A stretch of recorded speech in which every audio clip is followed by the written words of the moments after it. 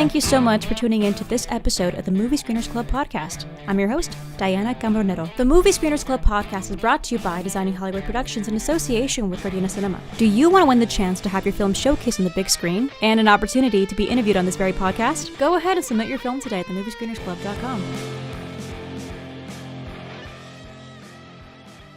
Hello folks, my name is Diana Cambronero and today I'm here with Joey Lopez, our winner of the overall Movie Screeners Club film festival with his movie Yolk, which is about two clowns who bond over getting pranked by some teenagers and they decide to take revenge on them.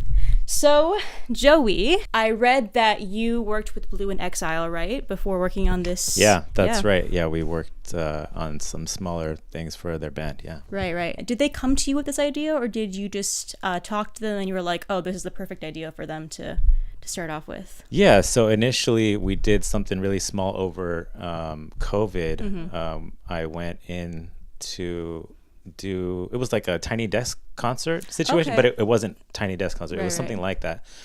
And, we all wore masks. It was literally just us three. Mm-hmm. And we shot a performance for them.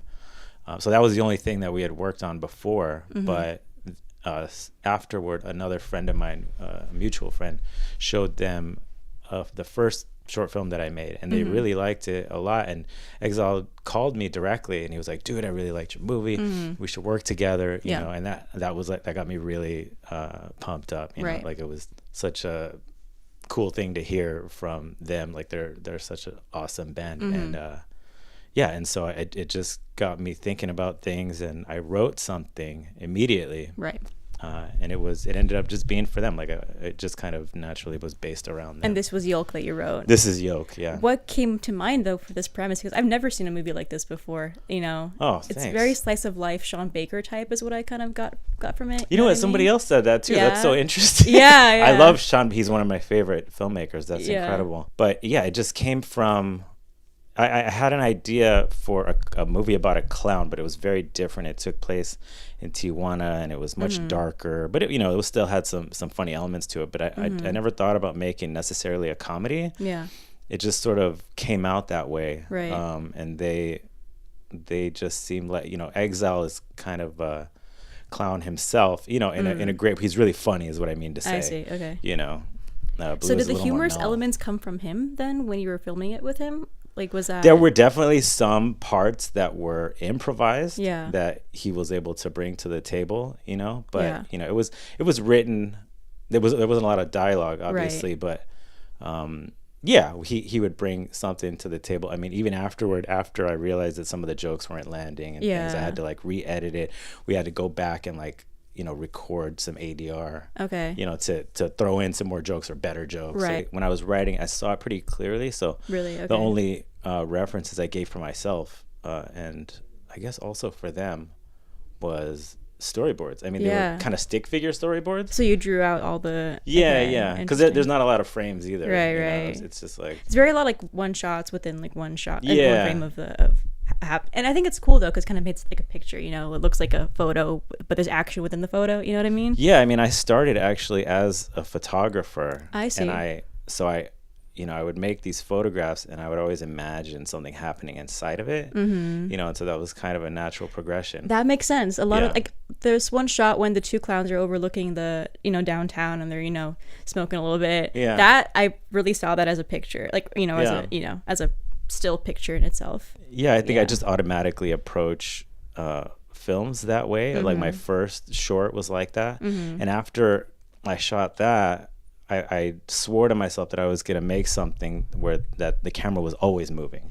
I see. Right. And I tried that, and I think I just did it so haphazardly that it didn't really turn out the way that I wanted it to. And maybe it's because I didn't approach it, in the natural way that I would. I tried to force myself to go outside the box, which is something I think that artists should do. Right. But maybe I wasn't ready for it. Maybe it wasn't true to how you, tell stories. Right. Yeah. I think there's a lot of truth to that for sure. Because I came back to Yolk and it was more in that style. Yeah. Because I feel like the concept of Yolk is so ambiguous in itself. You can do anything with it, and I think the way that you approach it is very unique. Thank you. Thank you very much. I really appreciate that. So why Yolk? Why what came up for that name for you? Like, how did that name come up? You know, I think it was just an inside joke, like the yolk's on you.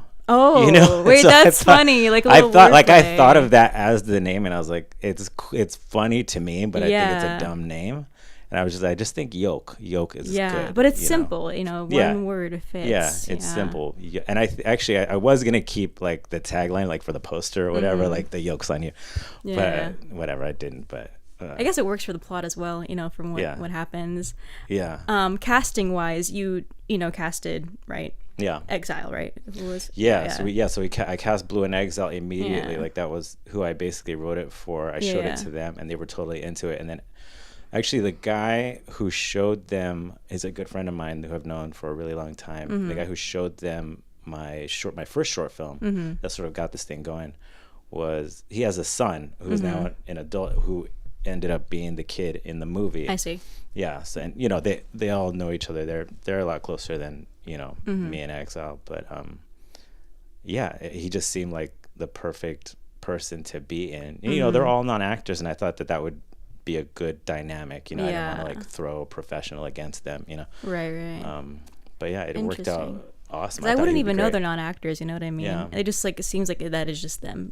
Them as the character. So what's next for you? What are you gonna do next? Are you gonna continue with the Yolk and maybe expand the other idea that you had with it, or? No, I don't think so. I think that I have another idea for a story about these kids. That it's another kind of based around a fight again. That's kind of a theme, I guess. I don't know, but that's a short film that I need to write. I need to get moving on that. Then I'm also trying to do a music documentary with a good friend of mine, one of my favorite collaborators. Yeah.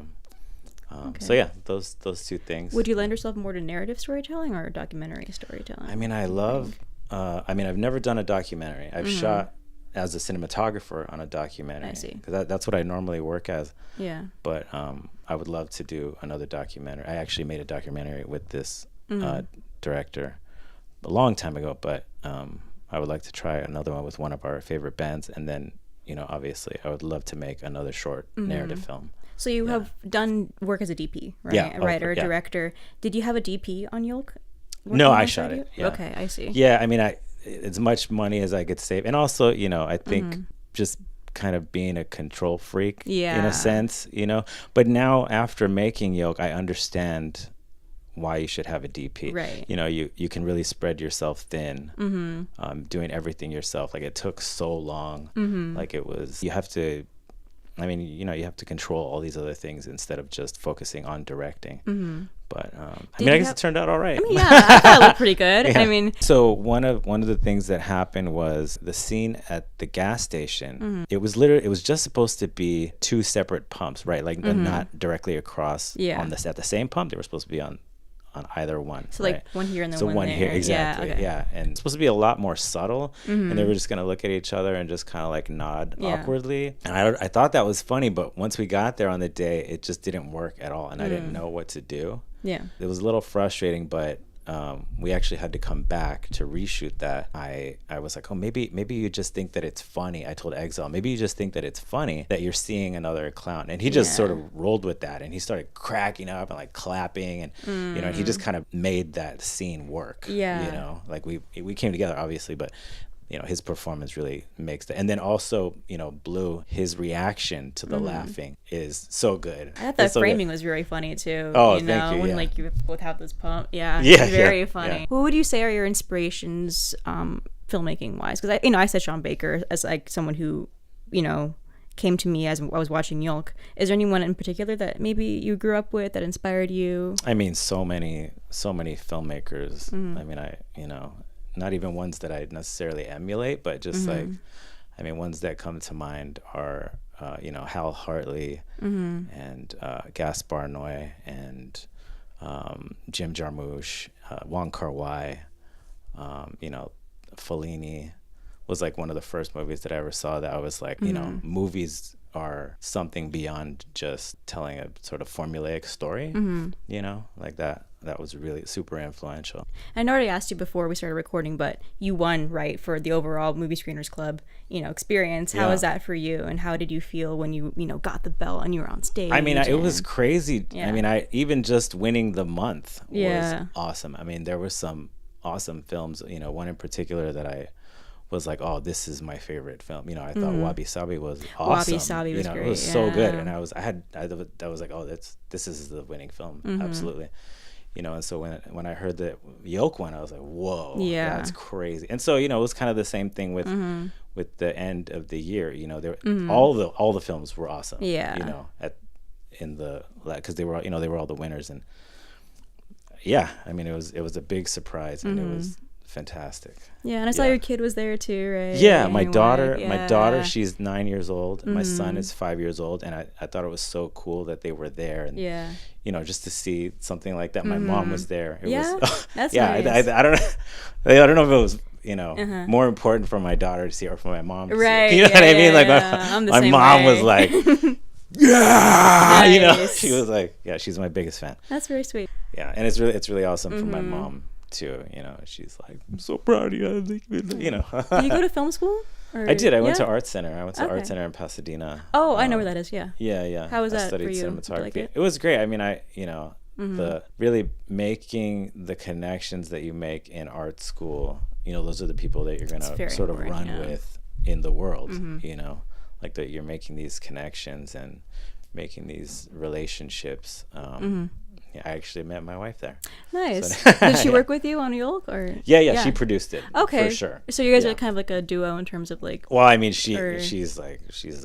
my wife is amazing. Yeah. Yeah, she's like not like a huge producer, but she's like a force of nature. Right. You know. And so you DP'd it, right? Do you prefer to DP, or do you want to see yourself in the directing chair, but with the DP in a couple of years? You know what I mean? Yeah. No, I mean, I would love to have on the next project, hopefully, if it's possible. I mean, I wouldn't be opposed to shooting it, of course. Yeah. But if it's possible, I would love to have a DP and to have that sort of collaboration and, you know, somebody to, you know, just suggest other things, give me another perspective, make the film better, you know, getting somebody in there who's a better DP than me, you know, like I'm right. You know what I mean? I always hear that you want to surround yourself with people who are better than you, and it's exactly. Like, because I know a lot of people, at least I went to CSUN, right? So I graduated there recently. Congratulations. Thank you. Yes.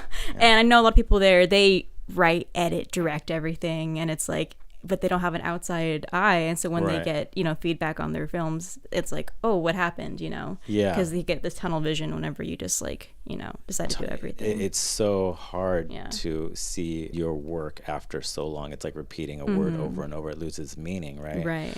Especially if you're shooting it, you're editing it, you're doing all of these things. I mean, that kind of slowed the film down because I had a cut and it was longer. I actually cut 2 minutes off of it, at least 2 minutes, maybe 3, you know, and I sent it out to a bunch of festivals and nobody wanted it, and I didn't really. It was very discouraging, and I didn't understand why. I thought it was so cool, you know. I mean, you know, I was just excited about it, and I think, you know, people around me, you know, they were like, oh my God, it's good, you know, but maybe they weren't the best, you know, they're my friends and stuff, so maybe they're not the best audience. But once I realized that it wasn't moving at all, then I had to turn it around, recut it, record more, you know, different sound. You know, I did a bunch of stuff. There was the beginning is totally different and brand new. How much of it did you reshoot? Because you said that the gas station scene was reshot, right? Yeah, so the gas station scene was reshot. I think we tried to reshoot the egging. It didn't. The first one ended up being the best anyway. We had to reshoot the makeup for when the kid gets beat up. We had to reshoot the makeup because it was too dense in the first pass. It was just kind of complicated, so we just toned it down. Did you see like a shift in response when you cut those 2 minutes then? Oh God, yeah. It was huge. Yeah, I mean, I think I don't know if I was being self-indulgent in the, you know, just sort of long takes, contemplative shots or whatever. I mean, I think I was. I think, I just needed to move faster and just be, you know, it needed to find a rhythm. Yeah, pacing's a hard thing to do. Yeah, that's what it was. The pacing was totally off. Right. But, you know, now I think that it's got a good rhythm to it. Where did those 2 minutes come from then? What did you cut out? I mean, the opening of the film was literally, it would just open on that single shot of, you know, him walking through his kitchen. It was much longer. It was a little bit longer in the beginning, but toward the end there was a joke with like him burning his toast, and like, you know, I think he turns on the shower or something, and it just like it was way too long for the joke. 'Cause the joke wasn't even nearly funny. Right, I don't even know if it was funny at all. Like, you know, whoever was watching it was probably turned it off already. Yeah. You know? No, it's important. Just totally bored. No, yeah, for sure. I feel like a lot of screeners, at least for film festivals, I don't know how we do it here. I don't pick the movies, but they only watch like probably 5 minutes of it, and that's when they decide if they're interested in it or not. You know Yeah. what I mean? Oh, sure. Yeah. Especially like I used to do script coverage for film festivals, and so I would read the scripts, right? And if the first page, and if I'm not interested, I'm not reading the rest of it. You know what I mean? Sure. Yeah. So you gotta like. You gotta grab somebody by the collar. Yeah, and be like, here's interesting watch. Yeah. Yeah. Do you ever like give notes on people's scripts or people's shorts or whatever? Do you find that criticism applies to yourself? I mean, I feel like it totally would, but I never find myself necessarily in a position to give out advice. I mean, I you know, I don't think I've earned it either. You know, I mean, this is my second short film that I've finished. And this one, you know, is barely being seen or, you know, and also recognized. You when know, did you shoot it? Well, we shot this like 2 years ago. Oh, okay. Yeah, stuff. But, you know, it was a long process. And then music was also something that Did they make the score Blue and Exile? That's all Blue and Exile. I listened to music. their Spotify, and I listened to the, you know, the closing credits, and I was like, oh, this is very similar. Yeah, you know, initially I didn't even sort of think of that. I mean, I thought we were gonna have maybe somebody like my first film. My friend did the score, you know, and he just, you know, he did it for free. He's my friend, and he's awesome. Yeah. And I didn't know where the music was gonna come from or how I was gonna use it or whatever. But you know, eventually we landed on let's just use your guys' music. You know, like it just makes sense. Like, and it ended up being great. Yeah, no, it fits very well. Yeah. Right, that is all the time we have for this episode of the Movie Screeners Club. Where can we find your content, Joey? I have a website. It's joeylopez.la. .la. Yeah. Okay. And it's just, you know, it's my sort of commercial personal work, kind of a cinematography website more so. I don't have anything on there that I've directed. I see. Yeah. But you will soon with Yolk, right? But I will soon, yes. Yeah. Any socials you want to plug in? Yeah, so my Instagram is my name, Joey Lopez, but it starts with a Y, Joey Lopez. Yep, Joey, Yolky. Yeah. There we go. Branding, guys, marketing. Right. All right, thank you so much for being here. Thank you for having me. Of course, maybe we'll see you in the next festival round with your other shorts that you want to create. That's right? what's up. Yeah, I would love to. All right, thank you so much. Thank you. Thank you so much for watching this episode of the Movie Screeners Club podcast. Please like and subscribe.